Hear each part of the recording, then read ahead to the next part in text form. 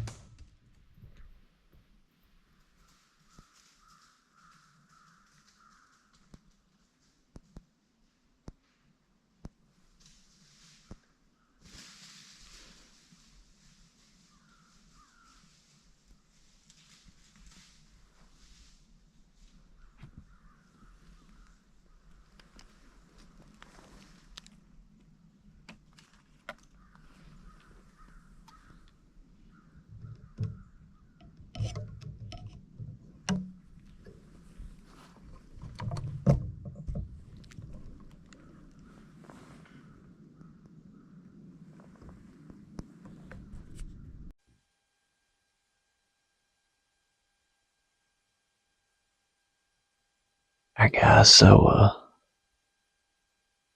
this morning about 6 o'clock I had at least two does I could make out in the moonlight. They were standing underneath the tree that I'm in. I'm in a white oak, and I'm in a whole pocket of white oaks right here, and they're dropping like crazy. They have been all morning. So those two does stood right underneath my tree that I'm in, feeding on acorns this morning. Then they took off up into this field in front of me, and I didn't see where they went because, like I said, it was dark. I could just see them in the moonlight under my tree. And then I had another doe come through, another deer. I don't know if it was a doe or not, but it was another deer come through from this direction over here. It come right underneath my tree this morning. I don't know where it went. I couldn't even see it. The moonlight is too shaded right here. And then about 8 o'clock, I had two more does come off the field in front of me. And I'm not positive, but I think it was the two that was feeding under this tree this morning. They stood up out of the field and come right down through here in front of me. And one crossed about 20 yards. I drew when it got behind this tree at 20 yards. And it just kept walking and walking and walking. And I went, man, try to get it to stop. As soon as I did, it took off running. That was a big one. That was a big old nanny doe. That one had to have been shot at before or something. She wasn't falling for the old, hang on a minute. And second one come in, and it stopped right at, I'm guessing 20. I don't know. I think it was right around 20 where I shot at. It was close enough. And I put it right there on that front shoulder and drilled that one. And it went maybe 40 or 50 yards. And I can't see it because of all these trees and this brush right here. But it went maybe 40 or 50 yards. And I heard it crash. And then I heard it flop around for a minute. And then nothing. It's dead silent. So hopefully, I know down just right over the behind me here. And then after that, about 8:30, I guess, I seen two more or three more come along this tree line right here, and then cut that way toward James. James has seen a pile of deer this morning. He said he's seen all kinds of deer over there where he's at. He's in a spot that we usually hunt together, but the tree that I usually get in over there, the part that I like to hunt of it, because he'll get on one side of the ditch and I'll get on the other. And the part of the ditch that I like to hunt, where the deer always come through, the trees got so much, with all the leaves on them right now, I can't really see to shoot good. There's not any good shooting lanes that I like if I'm at the height that I usually get at. So, and I just don't like, I'm not a giant fan of hunting low, so I feel better higher up. I know it doesn't really matter as much, but I feel better being higher up.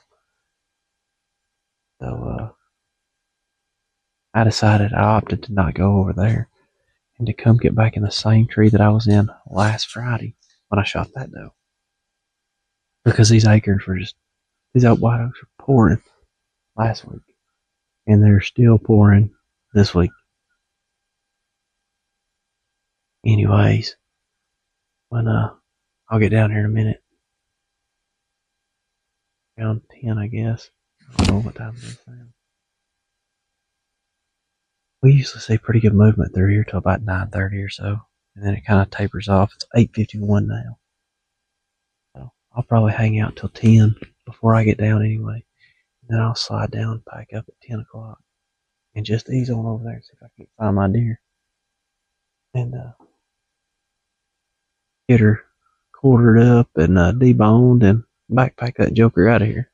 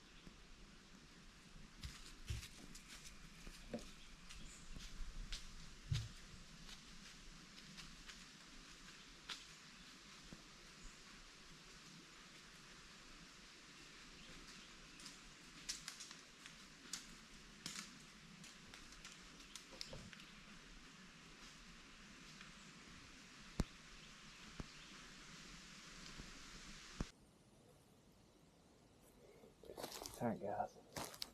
Looks like she dumped the arrow. That's a good shot. I mean, that joker's covered. She dumped it right past the... She probably didn't run 20 yards before she dumped the arrow. So, I ain't seeing no blood yet, though.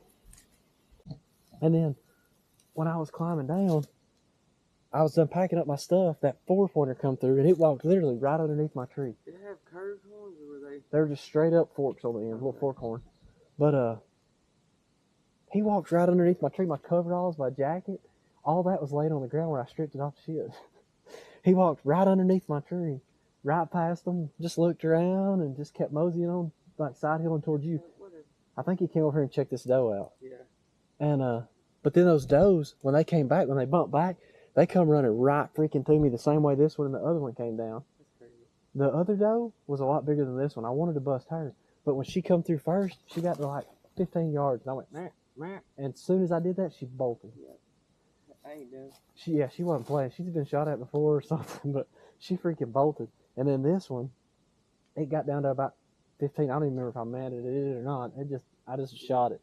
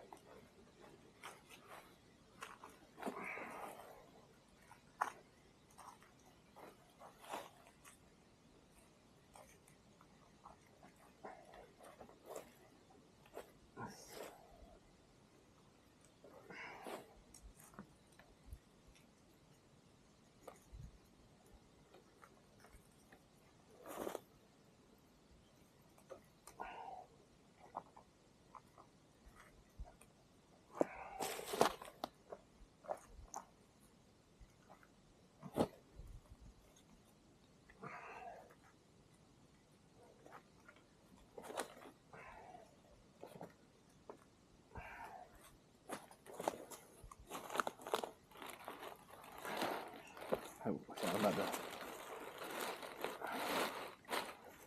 turn this one loose, I think. Shit, out there ready to fall. Oh, yeah. Okay.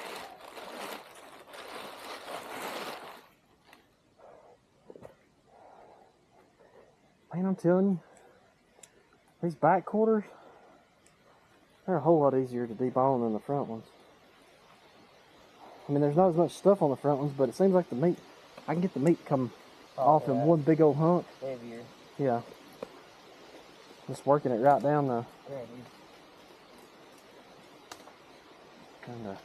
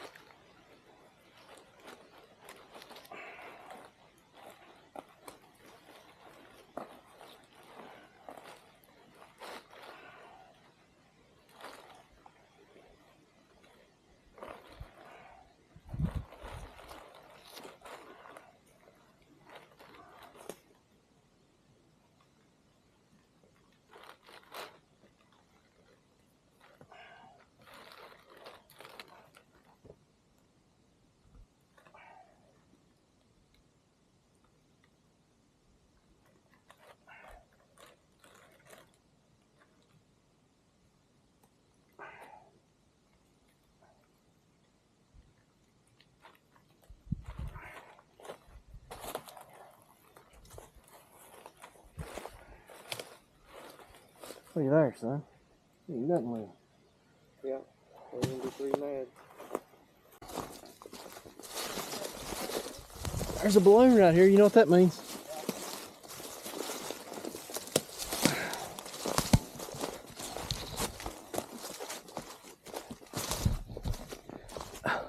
Well, guys, we got another doe in the bag. Oh, good one too. Hi guys, I just dropped James off. Another good hunt, can't beat it. I had deer all over me this morning. This is wild. I didn't get some of this on video, I was gonna tell you guys.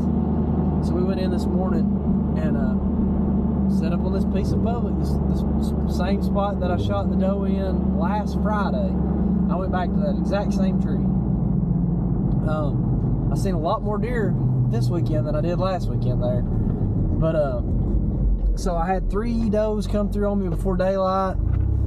Or no, 2 does. 2 does come through on me before daylight.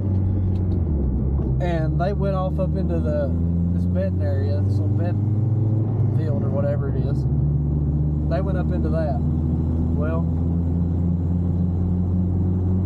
then about 20 minutes or so, 30 minutes maybe later, another deer came through on me.